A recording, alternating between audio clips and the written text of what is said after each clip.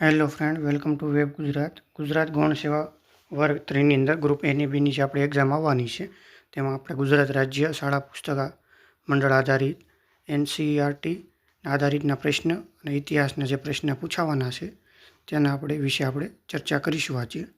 તો શરૂ કરીએ. પહેલું છે આપણે હડપ્પા સભ્યતા, પછી વૈદિક ધર્મ અને સંસ્કૃતિ, જૈન ધર્મ અને બૌદ્ધ ધર્મ, મૌર્ય યુગ, ગુપ્તકાલીન ભારત, ગુપ્ત યુગ, હર્ષવર્ધનકાલીન સમાજ અને સંસ્કૃતિ. છઠ્ઠું છે ભારતમાં યુરોપિયનનું આગમન. સાતમું છે 1857નો સંગ્રામ. આઠમું છે સામાજિક અને ધાર્મિક સુધારાની ચળવળો. નવમું છે રાષ્ટ્રીય આંદોલન જે 1857થી 1919 સુધીનું. જે 10મું છે સ્વરાજ માટેનો સંઘર્ષ ઈસવીસન 1919થી 1947 સુધીનું. અને 11મું છે અર્વાચીન ભારતનો ઇતિહાસ. તો આ જે વિષય છે એટલા ઉપર આધારિત આપણે પ્રશ્નો પૂછવાના છે. તો આપણે પ્રશ્નોને જોઈએ. પહેલો પ્રશ્ન છે હડપ્પા સભ્યતા આધારિત છે. પહેલો પ્રશ્ન, ભારતમાં આવેલું કયું હડપ્પીય સભ્યતાનું સ્થળ જળ સંચય અને ઉત્તમ નગર રચના માટે વિશ્વ પ્રખ્યાત છે? તો ઓપ્શન આપેલા છે તેમાંથી સાચો ઉત્તર છે ધોળાવીરા, જે બી ઓપ્શન છે. તેની આપણે સ્પષ્ટતા જોઈએ તો કચ્છના ભચાઉ તાલુકામાં આવેલ Dholavira UNESCO world heritage site છે, જે તેની અદ્ભુત પાણીની વહેંચણી વ્યવસ્થા, વિશાળ અને સ્ટેડિયમ અને સાઇનબોર્ડ માટે ધોળાવીરા જાણીતું છે. ક્વેશ્ચન બીજો જોઈએ. સિંધુ ખીણની સભ્યતાનું કયું બંદરગાહ એટલે પોર્ટ ગોદીવાડા એટલે કે ડોકયાર્ડ ધરાવતું હતું? તેમાં સાચો ઉત્તર છે ક એટલે લોથલ.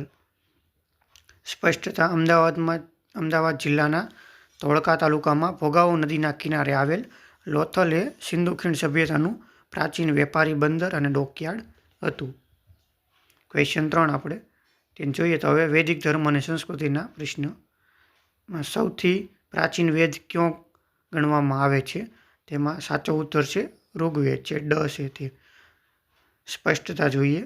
ઋગ્વેદ સૌથી પ્રાચીન વેદ છે, જે દેવસ્તુતિની ઋચાઓ એટલે કે મંત્રો આપેલી છે. તેમાં કુલ 10 મંડળો અને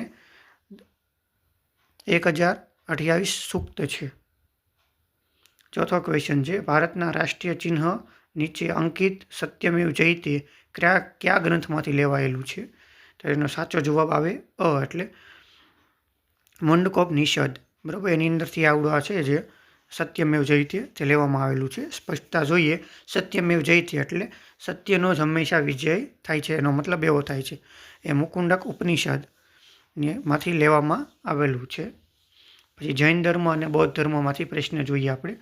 પ્રશ્ન 5મો, જૈન ધર્મના 24મા અને અંતિમ તીર્થંકર ભગવાન મહાવીર સ્વામીનો જન્મ ક્યાં સ્થળે થયો હતો? તો સાચો ઓપ્શન સાચો જવાબ છે તે કુંડગ્રામ એટલે વૈશાલી એને કહેવાય ત્યારમાં. સ્પષ્ટતા જોઈએ તો ભગવાન મહાવીરનો જન્મ વૈશાલી પાસેના કુંડગામમાં ત્રિશલા દેવી અને રાજા સિદ્ધાર્થને ત્યાં થયો હતો. પાવપુરી ખાતે તેમને નિર્માણ પ્રાપ્ત થયું હતું. છઠ્ઠો ક્વેશ્ચન, ગૌતમ બુદ્ધે પોતાનું પ્રથમ પ્રવચન એટલે ધર્મચક્ર પ્રવર્તન ક્યાં સ્થળે આપ્યું હતું? તેમાં સાચો જવાબ આવે બ સારનાથ એટલે ઋષિપટ્ટનમ. તે સ્પષ્ટતા જોઈએ તો ગૌતમ બુદ્ધે જ્ઞાન પ્રાપ્તિ પછી પોતાના 5 શિષ્યોને વારાણસી પાસેના સારનાથ ખાતે પ્રથમ ઉપદેશ આપ્યો હતો, જે ધર્મચક્ર પ્રવર્તક તરીકે ઓળખાય છે.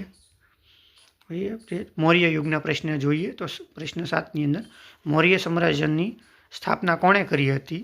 તો સાચો જવાબ છે ચંદ્રગુપ્ત મૌર્યએ. સ્પષ્ટતા જોઈએ. આચાર્ય ચાણક્ય કૌટિલ્યની મદદથી ચંદ્રગુપ્તે મૌર્યએ ઈસવીસન પૂર્વે 321માં નંદ વંશના રાજા ધનાનંદને હરાવીને મૌર્ય સામ્રાજ્યની સ્થાપના કરી હતી. 8મો ક્વેશ્ચન જોઈએ. સમ્રાટ અશોકે કયા યુદ્ધ પછી રક્તપાત જોઈને કાયમ માટે શસ્ત્રો ત્યાગી દીધા અને બૌદ્ધ ધર્મનો અંગીકાર કર્યો હતો? તો સાચો જવાબ આવે કલિંગનું યુદ્ધ હતું ત્યારે. સ્પષ્ટતા જોઈએ. ઈસવીસન પૂર્વે 261માં થયેલા કલિંગના ભીષણ યુદ્ધમાં થયેલી ખુમારી જોઈને અશોકનું હૃદય પરિવર્તન થયું અને તેણે ભેરી ઘોષને બદલે ઘોષ અપનાવ્યો હતો.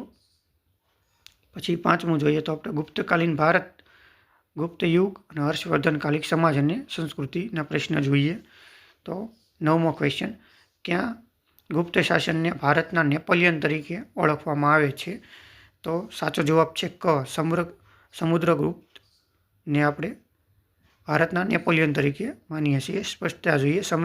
સમુદ્રગુપ્તને દિગ્વિજયી નીતિઓ અને અજય સૈન્ય અભિપ્રાયોના કારણે ઇતિહાસકાર વી.એસ. સ્મિથે તેમને ભારતના નેપોલિયનની ઉપાધિ આપી હતી.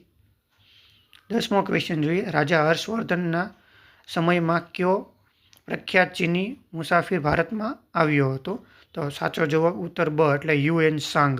બરાબર, આમાં થોડુંક ટાઈપિંગ ભૂલ છે પણ બ આવે, યુએન સાંગ. તે સ્પષ્ટતા જોઈએ. હર્ષવર્ધન શાસનકાળ દરમિયાન ચીની બૌદ્ધ ભિક્ષુક યુએન સાંગ ભારત આવ્યા હતા.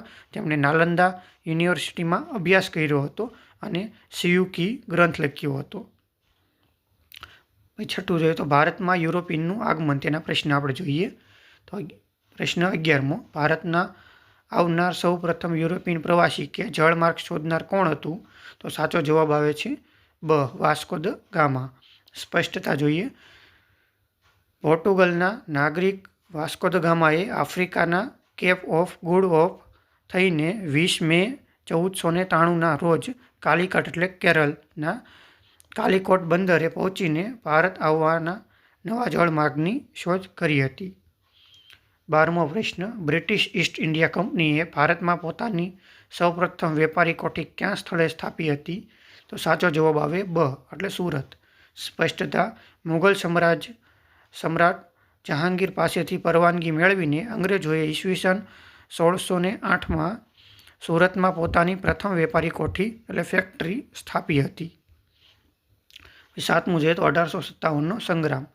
તો ઈસવીસન 1857ના સંગ્રામની શરૂઆત ક્યાં સ્થળેથી કરવામાં આવી હતી? તો સાચો જવાબ આવે બ, મિરસત એટલે મેરઠ આપણે એને કહીએ હાલમાં, 10 મે 1857થી. તો 1857ના સંગ્રામની સત્તાવાર શરૂઆત 10 મે 1857ના રોજ ઉત્તર પ્રદેશના મેરઠ આપણે કહીએ ને છાવણીના સૈનિકો દ્વારા અંગ્રેજ વિરુદ્ધ વિદ્રોહ કરીને શરૂઆત કરી હતી. 14મો ક્વેશ્ચન છે, ગુજરાતમાં 1857ના સંગ્રામના નેતા તરીકે ઓખા મંડળમાં કોણે અંગ્રેજો સામે સશસ્ત્ર લડાઈ ચલાવી હતી? તો સાચો જવાબ આવે ડ, જામ અજોબા અને મોલુ માણેક એટલે જોધા માણેક ને કહીએ આપણે. તો ઓખા મંડળના વાધેર અડાઓ મોલુ માણેક અને જોધા માણેકે બ્રિટિશ સત્તા સામે લાંબો સંઘર્ષ કર્યો હતો. 8મું છે, સામાજિક અને ધાર્મિક સુધારાની ચળવળો. તેમાં જોઈએ ક્વેશ્ચન 15મો, બ્રહ્મ સમાજની સ્થાપના કોણે કરી હતી? તો સાચો જવાબ આવે બ, રાજા રામમોહન રાયે. સ્પષ્ટતા, રાજા રામમોહન રાયે 1828માં કલકત્તા ખાતે બ્રહ્મ સમાજ સ્થાપના કરી હતી. તેમણે સતી પ્રથા નાબૂદીના મહત્વની ભૂમિકા ભજવી હતી. ક્વેશ્ચન 16મો, વેદો તરફ પાછા વળો. બરાબર, તો બેક ટુ ધ વેદાસનું સૂત્ર કોણે આપ્યું હતું? તો સાચો જવાબ આવે સ્વામી દયાનંદ સરસ્વતી અ.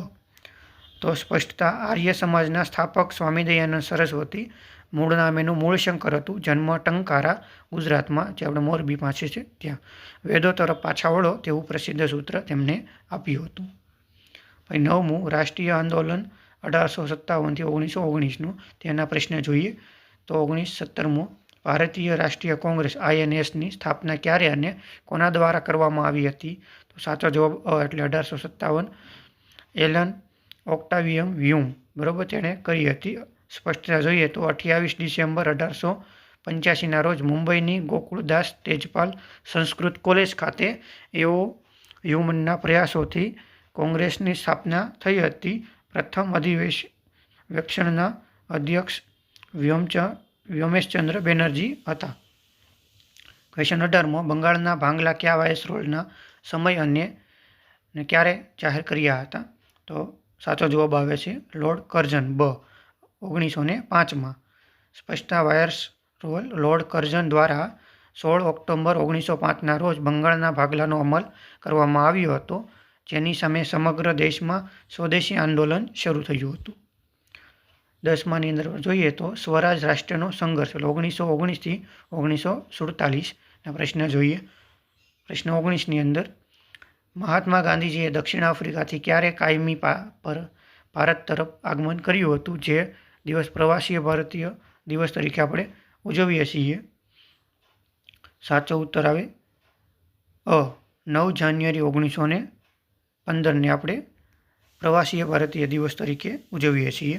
સ્પષ્ટતા જોઈએ તો 9 જાન્યુઆરી 1915ના રોજ ગાંધીજી દક્ષિણ આફ્રિકાથી મુંબઈના એપોલો બંદર પર ઉતર્યા હતા. આ દિવસની યાદમાં દર વર્ષે 9 જાન્યુઆરીએ ભારતીય પ્રવાસીય દિવસ ઉજવણી કરવામાં આવે છે. 20મો ક્વેશ્ચન, ખેડા સત્યાગ્રહ 1918નું નેતૃત્વ કોણે કર્યું હતું? તો સાચો જવાબ મોહનલાલ પંડ્યા અને મહાત્મા ગાંધી અને વલ્લભભાઈ પટેલે કર્યું હતું. તો સ્પષ્ટતા આપણે જોઈએ, દુષ્કાળના કારણે પાક નિષ્ફળ જવા છતાં અંગ્રેજ સરકારે મહેસૂલના માફ ન કરવા ગાંધીજી અને સરદાર વલ્લભભાઈ પટેલે ખેડાના ખેડૂતોને મહેસૂલ ન ભરવા માટે સત્યાગ્રહનું નેતૃત્વ પાડ્યું હતું. પછી 21મો ક્વેશ્ચન, દાંડી કૂચ કયા વર્ષે અને ક્યારે શરૂ થઈ હતી? સાચો જવાબ છે 12 જાન્યુઆરી 1930ના રોજ. સ્પષ્ટતા, મીઠાના કાળા કાયદાને તોડવા માટે ગાંધીજીએ 12 માર્ચ 1930ના રોજ સાબરમતી આશ્રમથી 78 સૈનિકો સાથે દાંડી કૂચની શરૂઆત કરી હતી, જે 6 એપ્રિલ 1930ના રોજ દાંડી પહોંચી પૂર્ણ થઈ હતી. પછી 22મો ક્વેશ્ચન, હિન્દ છોડો આંદોલન કયા વર્ષમાં શરૂ હતું? સાચો જવાબ છે 1942માં રોજ. 8 ઓગસ્ટ 1942ના રોજ મુંબઈના ગોવાલિયા ટેંક મેદાન પર કોંગ્રેસના અધિવેશન મહાત્મા ગાંધીજીએ કરો યા મરો, ડુ એન્ડ ડાયના સૂત્ર સાથે હિન્દ છોડોનું આંદોલન કર્યું હતું. પછી અર્વાચીન ભારતનો ઇતિહાસ જોઈએ એના પ્રશ્ન. 23મો પ્રશ્ન, સ્વતંત્ર ભારતના પ્રથમ વડાપ્રધાન તરીકે કોણ શપથ લીધા હતા? સાચો જવાબ છે પંડિત જવાહરલાલ નહેરુ. 15 ઓગસ્ટ 1947ના રોજ ભારત આઝાદ થયા બાદ પંડિત જવાહરલાલ નહેરુએ સ્વતંત્ર ભારતના પ્રથમ વડાપ્રધાન તરીકે પદ સંભાળ્યું હતું. ક્વેશ્ચન 24ની અંદર ભારતીય બંધારણ સભાના કાયમી અધ્યક્ષ કોણ હતા? સાચો જવાબ છે ડૉક્ટર રાજેન્દ્ર પ્રસાદ.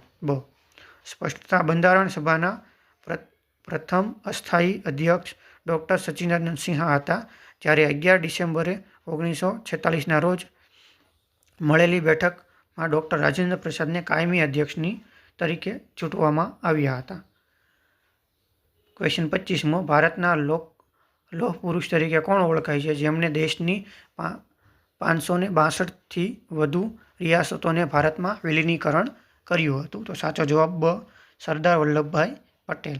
ભારતના પ્રથમ નાયબ વડાપ્રધાન અને ગૃહમંત્રી સરદાર વલ્લભભાઈ પટેલે પોતાની અદ્ભુત રાજદ્વારી સૂઝબૂઝથી દેશની રિયાસતોને અખંડ ભારતમાં વિલીન કર્યું હતું.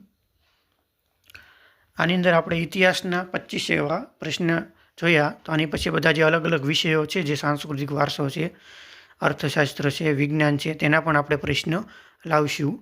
જો તમને આ વિડીયો ગમ્યો હોય તો લાઇક, શેર અને સબસ્ક્રાઈબ કરજો. જય હિન્દ, જય